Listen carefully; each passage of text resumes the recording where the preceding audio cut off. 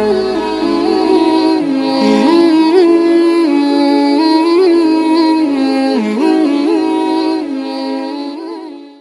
الله الرحمن الرحيم الحمد لله نحمده ونستعينه ونستغفره ونؤمن به ونتوكل عليه ونعوذ بالله من شرور أنفسنا ومن سيئات أعمالنا من يهده الله فلا مضل له ومن يضلله فلا هادي له ونشهد أن لا إله إلا الله وحده لا شريك له ونشهد أن سيدنا ومولانا محمدا عبده ورسوله أما بعد فأعوذ بالله من الشيطان الرجيم بسم الله الرحمن الرحيم إن عدة الشهور عند الله 12 شهرا في كتاب الله يوم خلق السماوات والأرض منها 4 حرم ذلك الدين القيم صدق الله العظيم وقال رسول الله صلى الله عليه وسلم من تشبه بقوم فهو منهم او کما قال علیہ الصلاۃ والسلام۔ اللہ تعالیٰ نے ہم سب کو یہ جو زندگی دی ہے یہ امانت ہے۔ ہم کو موت سے پہلے کا جو وقت دیا ہے یہ وقت امانت ہے۔ ہمیں قیامت کے دن 5 سوال ہوں گے۔ جب تک وہ 5 سوالوں کا جواب ہم نہیں دیں گے وہاں تک قدم ہٹنے والے نہیں ہیں۔ وہ 5 سوال ہم سب کو ہوں گے۔ قبر میں 3 سوال، تیرا رب کون، تیرا نبی کون، تیرا دین کیا ہے، ہر ایک کو ہونا ہے۔ قیامت کے دن 5 سوال ہوں گے۔ اس میں پہلا سوال جو ہوگا وہ جوانی کا سوال ہوگا۔ یہ جوانی کہاں لگا کر آئے ہو؟ اس کے بعد بالغ ہونے سے لے کر ابھی تک موت تک زندگی کہاں لگا کر آئیں، یہ دوسرا کہاں لگا کر آئیں، یہ دوسرا سوال۔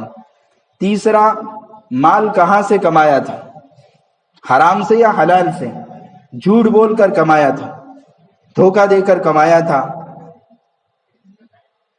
کسی کے ناحق طریقے سے پیسے لیے تھے، کسی کی زمین ناحق طریقے سے لی تھی، یہ سوال ہوگا۔ مال کہاں سے کمایا یہ بھی سوال ہوگا۔ نمبر 2 کہاں خرچ کیا اس کا بھی سوال ہوگا۔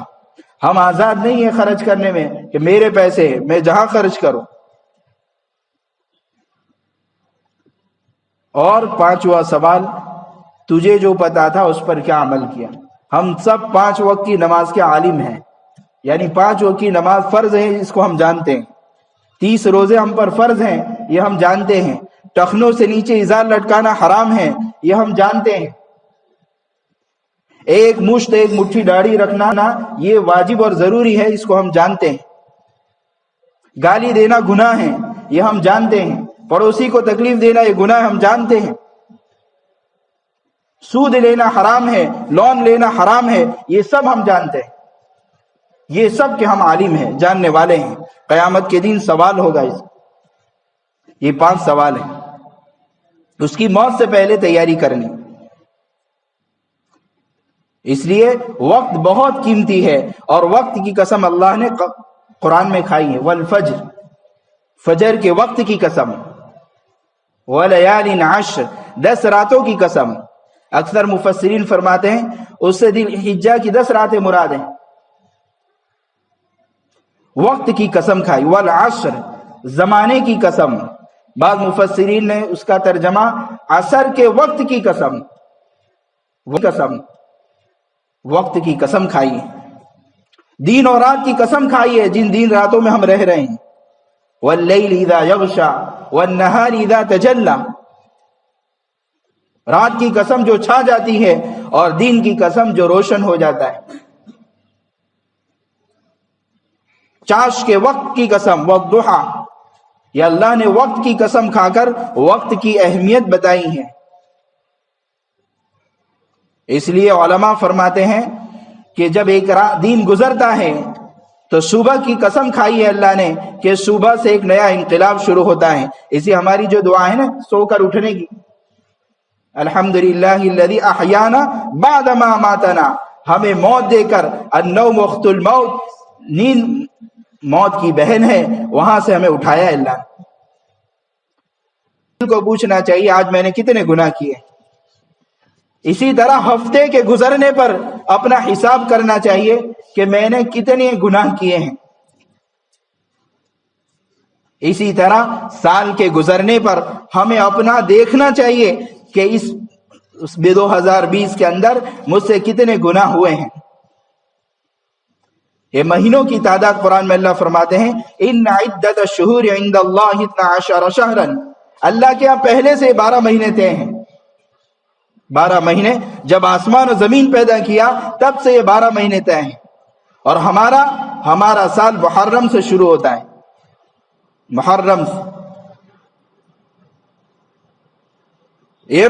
اور اللہ نے آسمان و زمین کا نظام بنایا. هو الذي جعل الشمس ضياء والقمر نورا وقدره منازل لتعلموا عدد السنين والحساب. سال کا جو اللہ نے سورج اور چاند کا نظام چلایا ہے وہ اس کے لیے تاکہ حساب و کتاب آسان ہو. اسی ہمارا جو سال ہے وہ محرم سے شروع ہوتا ہے اور اس کی کچھ تاریخ ہیں کہ حضرت عمر رضی اللہ تعالیٰ عنہ کے زمانے میں چونکہ یہ عیسوی اور یہ جو جس کو ہم یاد رکھتے ہیں اور جس پر ہم چلتے ہیں وہ تو عیسائی اس پر چلتے ہیں. حضرت عمر رضی اللہ تعالیٰ عنہ کے زمانے میں ایسے چیک کے معاملے ہوتے تھے. بھائی گزشتہ کب ہوا تھا تو شعبان میں، تو پریشان ہوتے تھے آیا گزشتہ سال کی شعبان میں پیسے دینے ہیں یا گزشتہ کو دے دیے تھے، آئندہ دینے ہیں یا گزشتہ دے دیے تھے. اس میں پریشانی ہو رہی تھی. حضرت عمر رضی اللہ تعالیٰ عنہ نے صحابہ کو جمع کیا، بھائی کوئی ایک تاریخ ہماری طے ہو جانی چاہیے. تو پہلے بہت ساروں نے مشورہ دیا کہ بھائی آپ صلی اللہ علیہ وسلم کی پیدائش ہونی چاہیے. تو صحابہ نے کہا اس کی تو آپ صلی اللہ علیہ وسلم کے حیاتی میں بھی بنیاد نہیں پڑی. تو چلو اچھا آگے کا 40 سال میں نبوت ملی ہے وہاں سے ہماری تاریخ کی ابتدا ہو. پھر صحابہ کی اور ایک رائے کہ جب سے آپ صلی اللہ علیہ وسلم نے دین کی محنت کے لیے اپنے علاقے کو چھوڑا اس کو بنیاد بنائے. تو طے ہوا کہ جب ہجرت کی تھی اس سال اور اسی سے ہجری چلی ہے ہماری. یہ جو ہمارا سال ہے یہ وہاں سے چلا ہے. آپ صلی اللہ علیہ وسلم نے اپنا وہ علاقہ چھوڑا ہے جہاں باپ دادا کا وطن ہے، اللہ کے لیے چھوڑا ہے. اور ہمارے حاجی جاتے ہیں 40 دن کے لیے، پوچھتے ہیں چھوڑنے کا من تھا تو کہ روتے ہوئے چھوڑا ہے، روتے ہوئے. ہمارے یہاں تو 40 دن میں ہم روتے ہوئے چھوڑتے ہیں. یہاں تو زندگی کا 53 سال زندگی گزارے وہاں اور وہ لوگ کتنے روئے ہوں گے. لیکن اللہ کے دین کے لیے چھوڑا ہے، اللہ کے لیے چھوڑا ہے. اسی لیے دعوت دی جا رہی ہے پوری دنیا میں کہ اللہ کے لیے گھر چھوڑنے کی عادت بنائیں، اپنی راحتوں کے مکانوں کو اور راحتوں کی جگہوں کو چھوڑنے کا عادی بنائیں، ورنہ موت کے وقت اسی کی فکر میں آدمی چلا جائے گا. تو یہ اس وقت سے ہجری. پھر طے ہوا بھائی کون سا مہینہ ہونا چاہیے. تو پھر یہ طے ہوا، بعض حضرات نے ربیع الاول کی رائے دی لیکن بعد میں طے ہوا بھائی محرم سے شروع ہوگا. تو ہمارا سال جو شروع ہوتا ہے وہ محرم سے شروع ہوتا ہے. اس لیے ہمیں تو ساری چیزیں، چونکہ یہ چاند پر چلتا ہے تو اللہ کا نظام عجیب ہے کہ جب ہم چاند پر چلتے ہیں، اسلامی مہینے پر چلتے ہیں تو سارے احکام اللہ کے پھرتے رہتے ہیں. کیسے کہ رمضان ٹھنڈی میں بھی آتی ہے، گرمی میں بھی اور بارش میں. ان کی دیوالی گرمی میں بھی اور بارش میں. ان کی دیوالی ایک ہی موقع پر آتی ہے بھائی، وہ مہینہ طے ہے. ہماری جو رمضان آتی ہے نا سردی، ابھی گرمی چل رہی ہے نا، چند سالوں کے بعد وہ سردی میں آئے گی، ابھی بارش میں آئے گی. اسی طرح حج بھی کبھی سردی میں آئے گا، گرمی میں، بارش میں آئے گا. اسی لیے زکوٰۃ جو فرض ہے وہ چاند کی تاریخ پر دینا چاہیے، کیونکہ یہ انگریزی سال تو ہر 32 سال میں ایک سال کم ہو جاتا ہے. جس کی 72 سال کی عمر ہو نا تو وہ جواب دینا پڑے گا بھائی ہماری انگلش کے اعتبار سے تو 72 ہے، چاند کے اعتبار سے 74 ہے. یہ تو ہر سال 11 دن پیچھے چلے جاتے ہیں. آپ دیکھنا آزماؤ، ہر سال 11 دن پیچھے چلتے ہیں. تو اس پر تو علماء نے زکوٰۃ کا بھی بنیادی بنائی ہے کہ زکوٰۃ بھی دو چاند کے اوپر، کہ بھائی رمضان کی پہلی رمضان کو زکوٰۃ نکالی تھی، اس پہلی رمضان کو زکوٰۃ نکالی، پہلی شوال کو. اس لیے اللہ نے ہمیں جو سال دیا ہے، لیکن ایک بات ہے کہ پوری آپ صلی اللہ علیہ وسلم کی پوری زندگی، صحابہ تقریباً 100 سال زندہ رہے وہاں تک سال کے شروع ہونے کی کوئی خوشی نہیں منائی گئی، سال کی شروعات کی کوئی خوشی نہیں، بلکہ یہ رونے کا مقام ہے۔ یہ یہود و نصارہ کا طریقہ ہے، یہود و نصارہ کا، کہ سال کی شروع ہیپی نیو ایئر سے شروع کرا رہے ہیں، یہ یہود و نصارہ کا ہے۔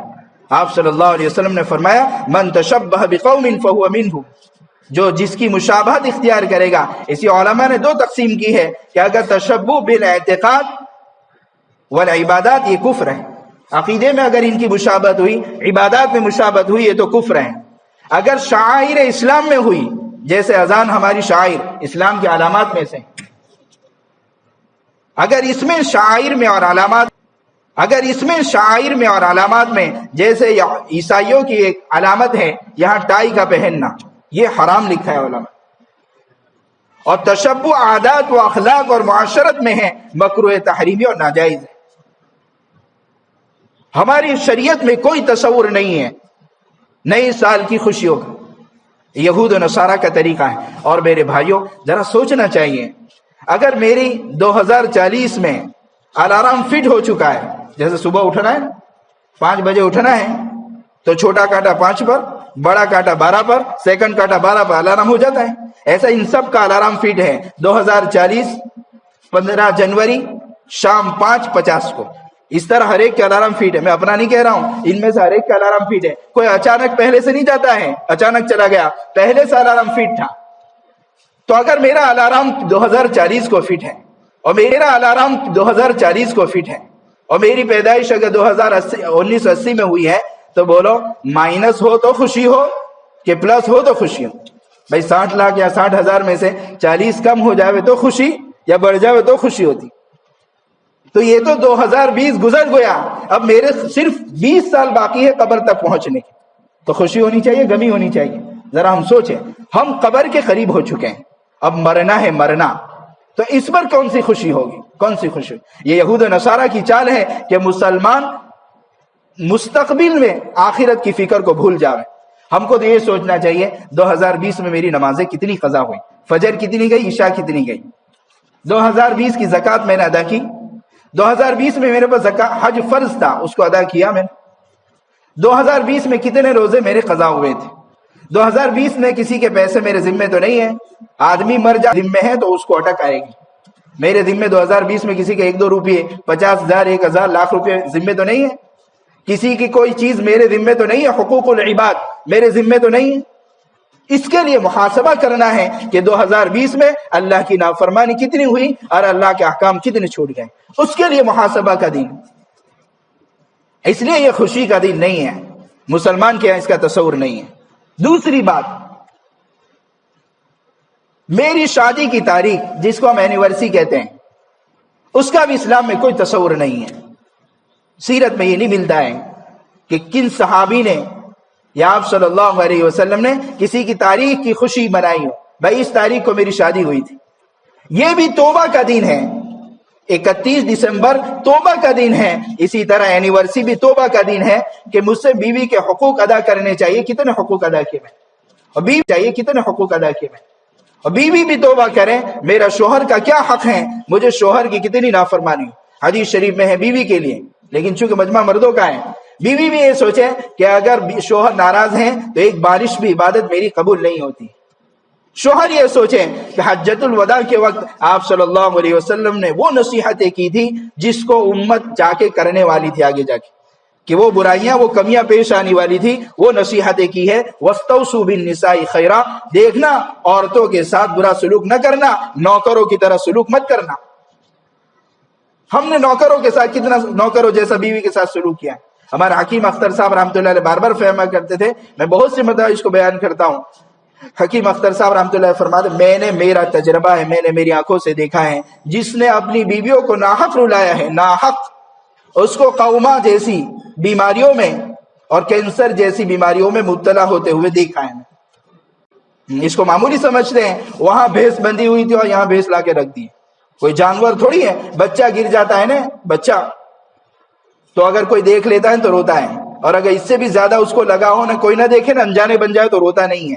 میں پہلے کیوں رو رہا ہے؟ اس لیے کہ اس کی بے عزتی ہوئی ہے، تو بچہ بے عزتی سے روتا ہے، یہ تو عورت ہے، عورت، کوئی نوکرانی نہیں لائے ہیں، اس کی بے عزتی کرے تو اس کا دل کتنا ٹوٹتا ہوگا. لیکن کہنے کس کو جاوے، کیونکہ یہ تو گھر کا حاکم بنا ہوا ہے، گھر کا حاکم بنا ہوا، یہ شریعت سکھائی ہے. تو وہ تو توبہ کا دن ہے بھائی، معافی مانگنے کا دن ہے، کوئی کوتاہی ہو گئی تو معاف کر. یہ ہوئی اینیورسری. تیسری بات جو مجھے زیادہ بتانی ہے اس بات پر، یہ تانے کے طور پر نہیں ہے، لیکن چونکہ آپ صلی اللہ علیہ وسلم نے یہودیوں کی مشابہت سے بہت روکا ہے. آپ صلی اللہ علیہ وسلم، وہ 3 جگہ میں نے ابھی پڑھی تو وہ تعجب ہوتا ہے کہ آپ صلی اللہ علیہ وسلم یہودیوں کی مشابہت برداشت نہیں کرتے. تیسری بات جو اصل بتانی ہے، چونکہ ایک طریقے سے یعنی ہیپی نیو ایئر بھی، اینیورسری. تیسری جو ہے ہمارے معاشرے میں بہت ہیں، بہت رونے کی بات، جب ہم سنتے ہیں تو بہت رونا آتا ہے، وہ ہیپی برتھ ڈے ہے. Happy birth day. یہاں بھی وہی بات کہ میری زندگی کے کتنے سال گزر چکے ہیں، مجھے رونا چاہیے، رونا چاہیے. اور دوسری بات یہ ہے، یہ تو عیسائیوں کا، یہودیوں کا طریقہ ہے. آپ صلی اللہ علیہ وسلم نے عبادت میں یہودیوں کی مشابہت اور یہودیوں جیسا بننا برداشت نہیں کیا. آپ صلی اللہ علیہ وسلم یوم عاشورہ یعنی محرم کی 10ویں تاریخ کو روزہ رکھتے تھے. جب مدینۃ المنورہ آئے تو یہود بھی روزہ رکھتے تھے. بھائی یہود کو پوچھا گیا، بھائی آپ کیوں روزہ رکھتے ہو؟ تو کہ اس لیے روزہ رکھتے ہیں کہ موسیٰ علیہ السلام کو فرعون سے جو نجات ملی تھی وہ 10ویں محرم کو ملی، تو ہم شکر کے طور پر روزہ رکھتے ہیں. تو کہا جب تم لوگ رکھتے ہیں تو آپ صلی اللہ علیہ وسلم نے روزہ شروع کیا، اور رمضان کے روزے فرض ہونے سے پہلے 10ویں محرم کا روزہ فرض تھا. جب روزے آ گئے رمضان کے تو اس کی فرضیت ختم ہو گئی، اب مستحب ہے اس کا روزہ رکھنا. تو آپ صلی اللہ علیہ وسلم روزہ رکھ رہے تھے. صحابہ نے پوچھا، اے اللہ کے پیارے رسول صلی اللہ علیہ وسلم، یہود بھی روزہ رکھتے ہیں 10ویں محرم، ہم بھی رکھتے ہیں، اور آپ اس سے تو بہت منع کرتے ہیں یہودیوں سے مشابہت. تو آپ صلی اللہ علیہ وسلم نے فرمایا، آئندہ میں زندہ رہا تو میں یا تو 10ویں اور 11ویں یا 9ویں 10ویں تاریخ کو روزہ رکھوں گا. یعنی ان کی مخالفت. عبادت میں مشابہت برداشت نہیں، عبادت میں ایک جیسا ہونا برداشت نہیں، تو اس میں کیسے برداشت ہوگا؟ ایک حدیث شریف میں آپ صلی اللہ علیہ وسلم نے فرمایا، کتابوں میں ہے کہ آپ صلی اللہ علیہ وسلم کے زلف بال ہوتے تھے. تو جو یہود و نصارہ ہیں، اہل یہود، وہ بال کو ایسے ہی چھوڑ دیتے، بیچ میں سے مانگ نہیں کرتے تھے. تو جب تک آپ صلی اللہ علیہ وسلم کو اللہ کا حکم نہیں ملتا تھا اس میں ان کی مشابہت اختیار کرتے تھے، کیونکہ یہ کتاب والے تھے.